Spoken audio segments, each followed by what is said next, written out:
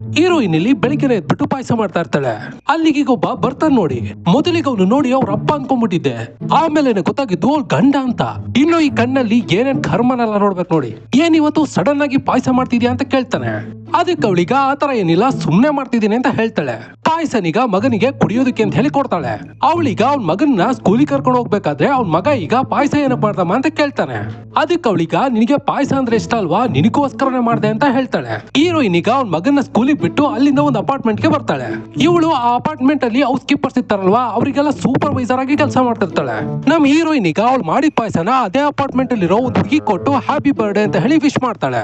ಈಗ ಇಬ್ರು ಪಾಯಸನ ಕುಡಿದು ಮಾತಾಡ್ಕೊಳ್ತಾ ಇರ್ತಾರೆ. ಆ ಅಪಾರ್ಟ್ಮೆಂಟ್ ಅಲ್ಲಿರೋ ಹುಡುಗಿಗೆ ಸಡನ್ ಆಗಿ ಏನಾಯ್ತೋ ಗೊತ್ತಿಲ್ಲ, ಬಂದು ನಮ್ ಹೀರೋಯಿನ್ ಗೆ ಕಿಸ್ ಹೊಡ್ಬಿಡ್ತಾಳೆ. ನಮ್ ಹೀರೋಯಿನ್ ಕೂಡ ಶಾಕ್ ಅಲ್ಲಿ ಏನು ಮಾತಾಡದೆ ಅಲ್ಲಿಂದ ಮನೆಗೆ ಸುಮ್ನೆ ಬಂದ್ಬಿಡ್ತಾಳೆ.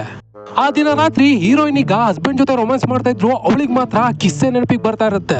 ನೆಕ್ಸ್ಟ್ ಡೇ ಇವಳಿಗೆ ಹುಷಾರಿಲ್ಲ ಅಂತ ಹೇಳಿ ಆ ಅಪಾರ್ಟ್ಮೆಂಟ್ ಹುಡುಗಿ ಇವ್ರ ಮನೆಗೆ ಬಂದ್ಬಿಡ್ತಾಳೆ.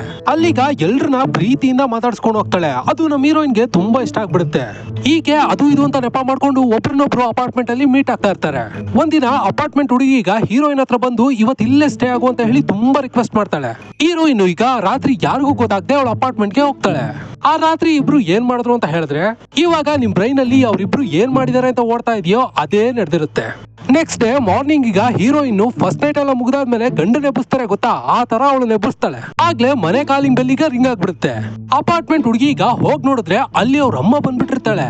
ಅವಳೀಗ ಹೀರೋಯಿನ್ ಬಚ್ಚಿಟ್ಕೊ ಅಂತ ಹೇಳಿ ಅವ್ರ ಅಮ್ಮನ ಜೊತೆ ಈಗ ಮಾತಾಡ್ತಾ ಇರ್ತಾಳೆ. ಒಂದ್ ಟೈಮ್ ನಲ್ಲಿ ಅವ್ರ ಅಮ್ಮ ಕೂಡ ನಮ್ ಹೀರೋಯಿನ್ ನೋಡ್ಬಿಡ್ತಾಳೆ. ಯಾರು ಇವಳು ಅಂತ ಹೇಳಿ ಅಮ್ಮ ಈಗ ಮಗಳನ್ನ ಕೇಳ್ತಾಳೆ. ಅವಳು ನಿಜವಾಗ್ಲೂ ನಮ್ ಹೀರೋಯಿನ್ ಪ್ರೀತಿಸಿದ್ರೆ ಫ್ರೆಂಡು ಅಂತ ಹೇಳಿ ಇಂಟ್ರೊಡ್ಯೂಸ್ ಮಾಡಿರೋಳು. ಆದ್ರೆ ಅವಳೀಗ ಮನೆ ಕೆಲಸ ನೋಡು ಅಂತ ಹೇಳ್ಬಿಡ್ತಾಳೆ. ಆ ತರ ಕೇಳಿಸ್ಕೊಂಡಾದ್ಮೇಲೆ ನಮ್ ಹೀರೋಯಿನ್ ಸಿಚುವೇಶನ್ ಏನ್ ಗೊತ್ತಾ,